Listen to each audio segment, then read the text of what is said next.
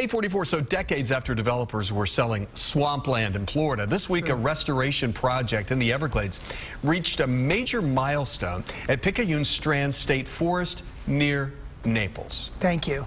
What? Thank you for saying Picayune, because I didn't know how to pronounce it, but I'm just going to pronounce it. I'm not sure I said it right either, but we're just going to work with it. But that's okay, because if you said it wrong, I'll just blame it on you. Hey, it couldn't be anything else. I'm looking at the spelling. Yeah, Picayune Pump Station. Okay, before we talk about that, you go back and let's talk about the Everglades in general. Yeah. 3 million acres. They used to cover 3 million acres in Florida. And then in 1948, we're going back some time now, the government began to drain some of these wet areas. Okay, and they did that, of course, because they wanted to get the population, they wanted to do the building and stuff like that. And of course, well, that presented or has presented a massive problem. So back in 2000, Congress has approved the Comprehensive Everglades Restoration Plan, SERP, as we're going to call that. And now they're really beginning to crank that into high gear.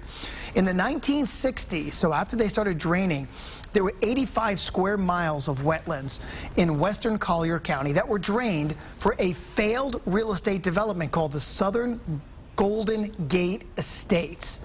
So this is what they wanted to do. This is an area between Alligator Alley and Highway 41, so it's east of Naples. They drained this whole area. They dug canals.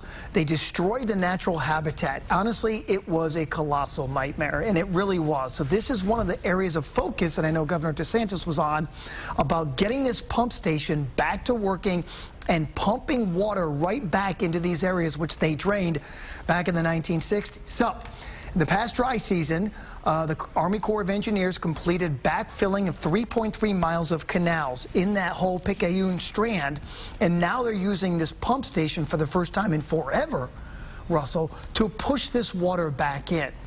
So it was a failed real estate experiment, which is now going to come back to life, and it's going to allow for the rehydration of these wetlands to support the habitat, the water quality improvements, and just the overall ecosystem restoration.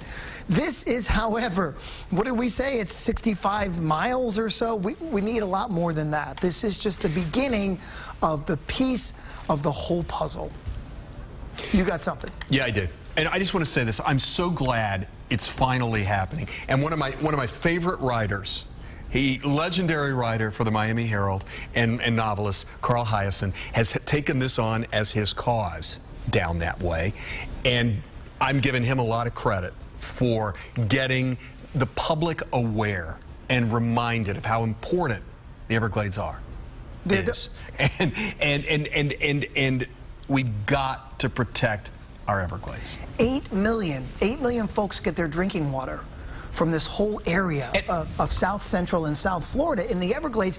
And that's just, I mean, just to mention the wildlife habitat that we've destroyed as a result of taking out half of the Everglades. Well, and you can also blame the water quality, all this algae and stuff that's in these homes, and I mean, in these canals down there, on what's happened there as well.